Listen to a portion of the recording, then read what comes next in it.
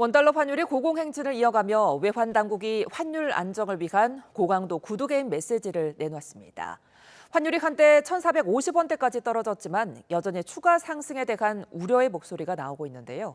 환율 상황과 금값, 산타랠리 등 경제 관련된 내용 권혁중 경제평론가와 함께 이야기 나눠봅니다. 안녕하십니까? 네, 안녕하십니까? 자, 방금 외환 당국의 구두 개입 보셨는데 이러면서 지금 환율이 일시적으로 1,450원대까지는 떨어졌습니다. 근데 네. 이게 얼마나 효과가 갈지는 또 모르겠어요.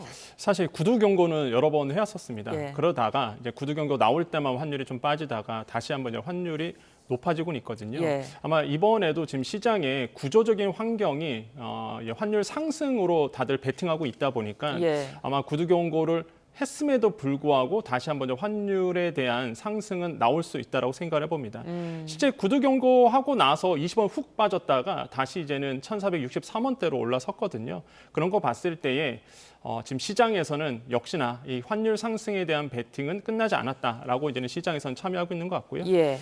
구조적인 환경, 그러니까 환율이 계속적으로 오를 수밖에 없는 이런 구조적인 환경이 뭐냐 그러면 미국과 우리나라의 이제 격차라고 보시면 됩니다. 일단 미국에 대한 달러 수요가 워낙 많기 때문에 예. 이런 구조가 깨지지 않는 이상은 환율 급등은 계속적으로 나올 수밖에 없다 이렇게 판단을 봅니다. 그러니까 이제 지금 지난주 금요일부터 어제까지 환율이 거의 1,480원대까지를 네. 유지를 했는데 이런 상황이 지금 지난 금융 위기 이후에 처음이라고 하더라고요. 네, 맞습니다. 이렇게 계속적으로 환율의 고환율 상태, 특히 이제 1,480원대를 계속 오가고 있는 것은요. 2009년 금융위기 때 이후에 이제는 다시 한번 1,480원대 계속 오가고 있는데 그러다 보니 시장에서는 이거 위기 아니냐라는 예. 목소리가 그래서 이제는 계속 나오고 있습니다. 특히 이제 국민연금이 이제는 동원될 수밖에 없는 구조로 간다 이런 분위기가 나오고 있는데 왜냐하면 전략적 환해지라고 있습니다. 예. 이게 1,480원대에 움직이게 짜여져 있어요. 그러다 보니까 이제는 보통 우리가 1,480원이 이제 마지노선이다 이런 얘기가 이제는 나오는 것이고 예. 지금 뭐 이 1,480원대 더 넘지 않기 위해서 구두 경고가 그래서 나온 거라고 저는 생각을 해봅니다. 그러니까 최근 와서 1,480원대를 넘었던 이유는요. 일단 엔화 약세가 계속 나오고 있거든요. 그러니까 엔화와 우리나라의 원화는 같이 비슷하게 움직입니다. 그러다 보니까 엔화 약세가 나오다 보니 원화 약세도 나오기 시작했고요. 그러다 보니까 더더욱더 환율이 계속 오르고 있고 두 번째로는 이제 수출입 업계의 이제는 결산입니다. 12월이다 보니까 일단 달러 사야 되거든요. 예. 달러 사야 되는 결산 부분이 있다 보니까 이 물량이 또 몰리면서 지금 달러에 대한 또 인기가 높아지면서 환율이 계속 치솟고 있다 이렇게 보시면 되겠고 예. 이런 단기적인 요소뿐만 아니라 누누이 말씀드렸다시피 이런 구조적인 환경이 계속적으로 지배하고 있다 보니 환율이 계속적으로 높아지는 것은 지금 상황으로는 굉장히 좀 리스크가 큰 방향으로 움직이고 있다라는 게 시장의 판단인 것 같습니다. 그 아까 잠시 말씀해 주셨던 국민연금의 전략적 환해지 TF 있잖아요. 이 부분에서 어떤 환율 상승세를 좀 막을 수 있을까요? 그러니까 이게 환율 상승을 막는다라는 표현보다는 예. 더 오르는 것을 좀 진정시킨다의 어떤 의미라고 좀 해석을 해봐요. 왜 그러냐면 환해지라는 건 결국에는 이제는 환 리스크를 벗어나는 거거든요. 예. 근데 국민연금 입장에서 생각해 보면은요, 오히려 환율이 오르는 게 좋죠. 왜냐하면 미국 자산이 많다 보니까 가만히 앉아도 사실상 수익이 더 높아질 수밖에 네. 없거든요. 그런데 왜 환해지 물량을 더 내놓을 수밖에 없느냐? 바로 이 환율 때문에 그렇습니다. 그래서 환율이 이제 1,480원대가 만약에 넘어간다 그러면 구조적으로 전략적 환해지를 더 많이 이제는 사게끔 돼 있습니다. 예. 그러면서 이제 달러 매도를 내놓게 되거든요. 예. 그러면서 이제는 달러가 매도가 나오면서 환율이 좀 진정시키는 역할을 하는 부분인데 그래서 이제 정부가 내놨던 것이 ETF를 통해서 환해지 물량을 더 늘릴 수 있다라고 얘기하는 거예요. 그런데 이게 참 재밌는 게 원래 이제 시장에서는요, 이 환해지 물량을 예측을 합니다. 예. 그래서 이제 이렇게 될 거야라고 이제 예측을 하다 보니까 시장이 먼저 반응하는 거예요. 그래서 지금 나왔던 것이 전략적 환해지. 이걸 넘어서 본다 그러면 전술적 환해지까지 갈 수 있다. 그게 뭐냐면 모호성입니다. 이럴 수도 있고 저럴 수도 있다. 예. 그러니까 아까도 우리가 인터뷰도 나왔지만은 미리 섣불리 예측하지 말아라.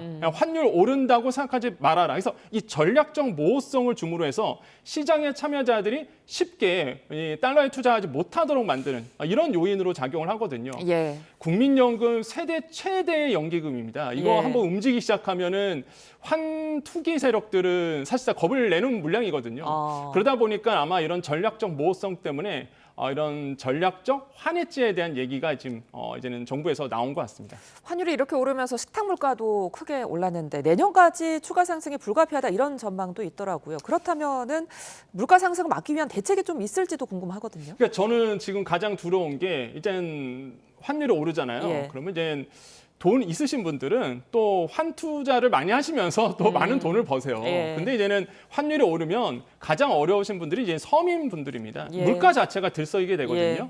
실제 환율 반영 물가 상승률이 이제 나주고 있는데요. 요거는 이제 5년 전 대비해서 얼마나 올랐냐라고 보는 것입니다. 예. 근데 이제 환율 반영이잖아요. 그 뜻은 뭐냐면 달러 기준으로의 변동성이 아니라 이걸 달러를 원화로 이제 환산했을 때의 변동률이에요. 커피가요 279% 이제는 올랐습니다.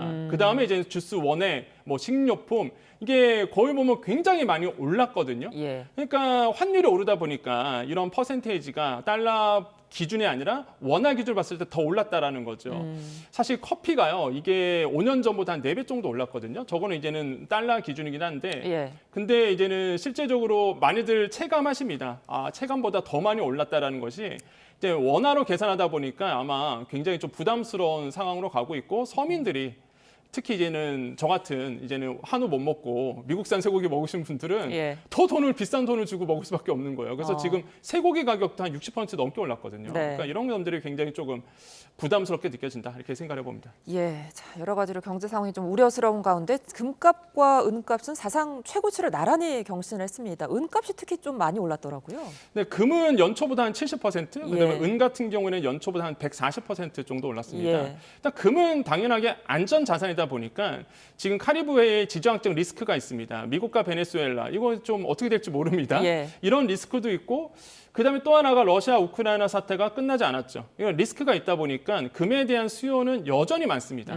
무엇보다 미국의 금리 인하 시그널이 있잖아요. 지금 뭐 트럼프 대통령은 계속 금리 인하해라라고 강조하고 있다 보니까 금리와 금값은 반대입니다. 금리 떨어진다, 금값 오르거든요.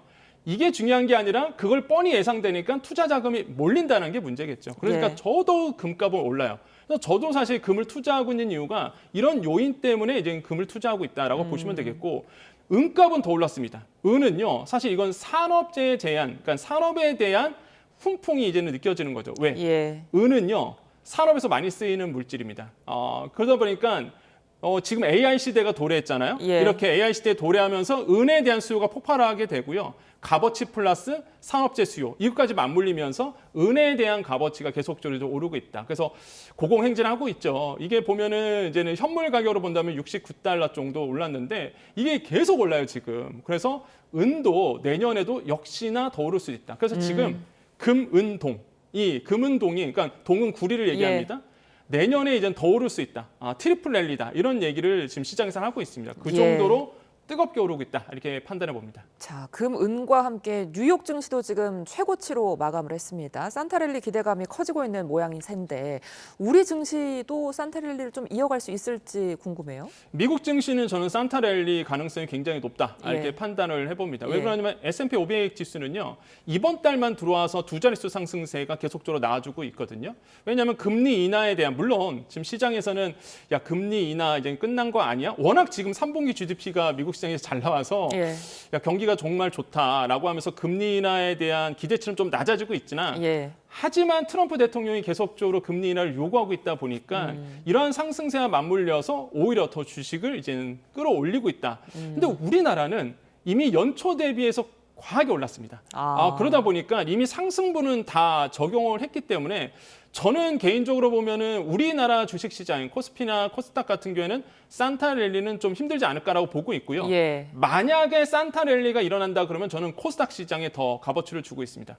코스닥 활성화 대책도 나왔고요. 그다음에 코스닥 살리기 위해서 지금 다양한 정책들이 나오다 보니까 정책 수혜로 인해서 이제 만약에 이 산타랠리가 나온다 그러면 이 코스닥 시장의 이런 바이오 업계 이쪽 중심으로 아마 훈풍이 좀 불지 않을까 이렇게 내다보고 있습니다. 예. 근데 오늘 정부가 이제 대책을 하나 내놓은 게 서학개미들, 그러니까 해외 주식에 투자하고 있는 개인들이 국내 주식 시장으로 복귀하면 세금을 감면해 주겠다고 했거든요. 얼마나 돌아올 수 있을까요?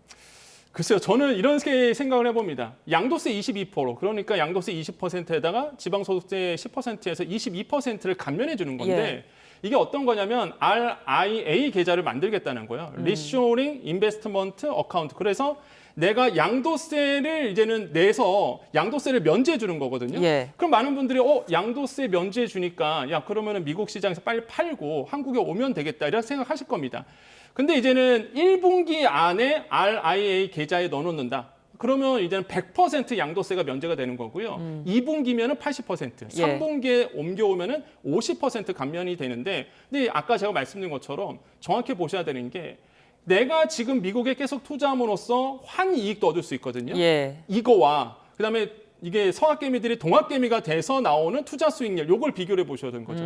제가 만약에 성악개미라면은 그거를 따져볼 것 같아요. 예. 내가 미국에 있음으로써 나는 수익률과 그다음에 환율이 계속 오를 거라 예상되니까 환 차이까지 계산해 볼 거고, 만약에 내가 미국 시장에 투자 자금을 빼서 한국으로 왔을 때에 이 양도세 22%를 면제해 주니 이거에 대한 수익이 어떻게 되는지 이거를 따져봐서 계산할 것 같은데, 현재 상황으로 본다 그러면은 유인책으로는 좀 부족하다라고 저는 생각을 해봅니다. 예. 네. 그런데 뭐 그럼에도 불구하고 서학개미들이 국내 증시로 좀 복귀를 한다면 네. 환율을 내리는데 도움이 얼마나 되겠습니까? 저는 크게 된다고 보여집니다. 어. 예, 만약에 정말 성악개미 분들이 미국에 투자했던 자금들이 한국으로 일부분만 돌아와도 저는 이제는 환율 안정에 도움이 될 수 있다고 생각을 해보겠고요. 지금 환율 안정을 위해서면 사실상 미국 투자 금액이 좀 줄어들어야 되는 건 분명히 맞거든요. 예. 아무리 우리가 경상이 흑자를 누려도 지금 미국에 투자하고 있는 해외에 투자하는 자금이 훨씬 더 많습니다. 이런 것들을 우리가 고민이 좀 필요해보고, 그런 고민에서 나왔던 것이 바로 양도세 면제라고 저는 생각을 해보고,